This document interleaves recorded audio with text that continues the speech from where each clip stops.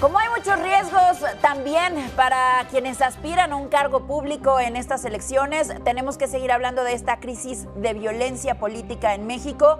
¿Qué ha pasado en este proceso electoral desde septiembre de 2023 a marzo, 5 de marzo de 2024? Se han registrado 18 aspirantes asesinados en 9 estados de la República. Enero y febrero, 5 asesinatos cada uno. Y en Michoacán y Guerrero, 4 muertes en cada una de esas entidades. Estamos hablando de un total de 23 candidatos que ya solicitaron protección.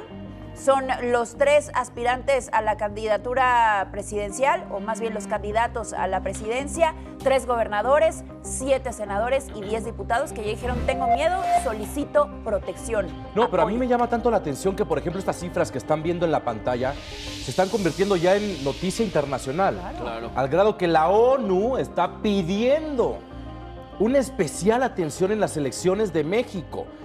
Sobre todo lo pide el comisionado de Derechos Humanos, Volker Turk.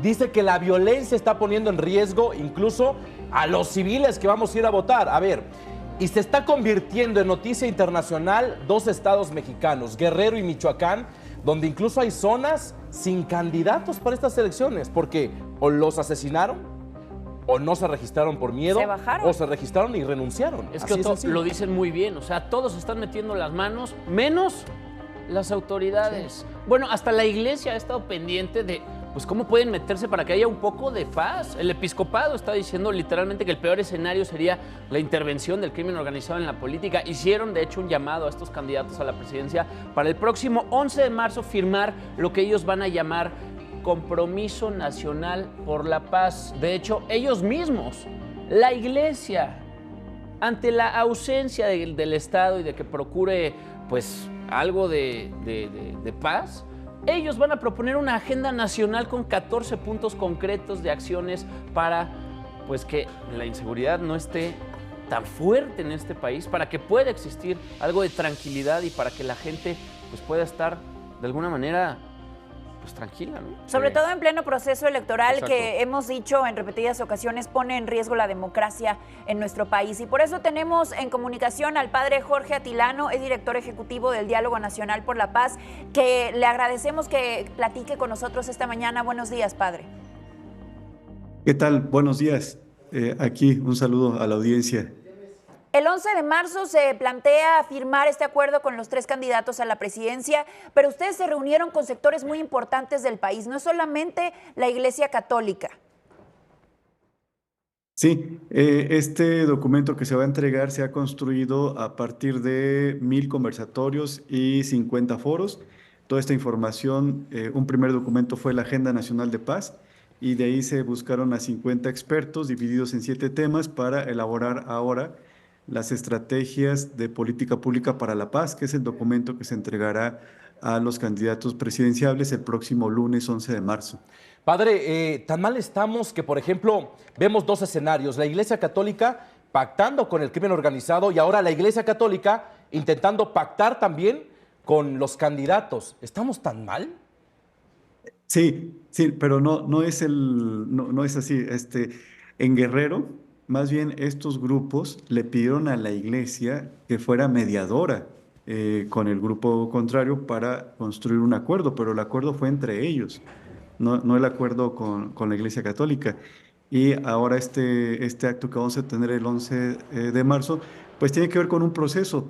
A partir del asesinato de los jesuitas, se vino haciendo todo un proceso de escucha en la base, y ahora esta recomendación, y no solo son a los candidatos presidenciables, sino es un documento que queremos hacer llegar a los candidatos a la presidencia municipal, a la gobernatura, a las diputaciones, al Senado, dando recomendaciones de por dónde podemos avanzar como país en la construcción de la paz. Por ahí va el sentido. Padre, sí. me parece un poquito también lo que quería plantear Otto, es que si de plano la cosa está tan mala, que la iglesia ya se está metiendo por angas o mangas en algo que no tendría que estar haciendo, ¿no?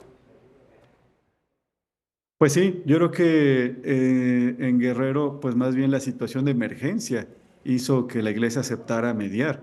Y a nivel nacional, pues es lo que estamos viendo en el país. Estamos preocupados. Yo creo que las cosas no andan muy bien en los territorios.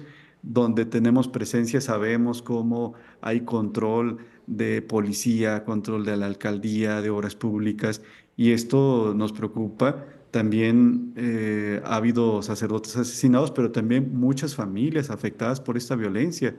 Y desde ahí, desde este deseo de llevar la caridad a través de la política, con recomendaciones técnicas, queremos aportar a la paz. Es la intención, recoger la buena práctica que hemos encontrado en los territorios y eso poderlo transmitir con el apoyo de expertos en recomendaciones de política pública. Y efectivamente, nos gustaría saber cuáles son esos puntos, los principales, cuál es la principal preocupación de la población a la cual ustedes pues han llegado después de estos conversatorios. Sí, se dividieron en acciones locales y acciones nacionales. Las acciones locales son 14, que ya lo mencionaban, y estas acciones locales tienen que ver con la gente. Lo que nos dice es, ¿y yo qué puedo hacer? ¿En qué puedo contribuir para la paz desde mi familia, la escuela? Entonces tiene que ver con recuperar el espacio público, recuperar la asamblea vecinal, atender las adicciones, la educación para la paz, reconocer el liderazgo de las policías municipales, participar en las instancias de seguridad ciudadana, que se pueda un trabajo digno, la transparencia y la rendición de cuentas, la atención de la salud mental de familias y comunidades, y también todo el tema de generar el diálogo plural, aprender a dialogar con la persona, con la institución que no piensa como yo. Eso fue en el ámbito local. Y en el ámbito nacional, que son las recomendaciones que se van a entregar este lunes, tiene que ver con 7 temas, con el tejido social, con seguridad, justicia, cárceles, adolescentes, derechos humanos y gobernanza. Esos 7 temas se definieron algunas recomendaciones a partir de, en el territorio encontramos 300 buenas prácticas. Claro. A partir de lo que la evidencia da, se fueron formulando estas recomendaciones. Padre, Sí. agradecemos muchísimo que haya estado con nosotros. Padre Jorge Atilano, director ejecutivo del Diálogo Nacional por la Paz. Agradecemos mucho esto que está haciendo por su comunidad. Al final, la iglesia es lo que tiene que hacer, cuidar y salvaguardar, por supuesto, el bien pues, de la gente que lo sigue. Muchas gracias. Buenos días, padre. Gracias. Gracias, estamos a sus órdenes. Gracias. Excelente día. Abrazo a la distancia. Y es que en este país, en medio de estas elecciones tan complicadas, tú lo decías, la iglesia no le toca, pero se mete.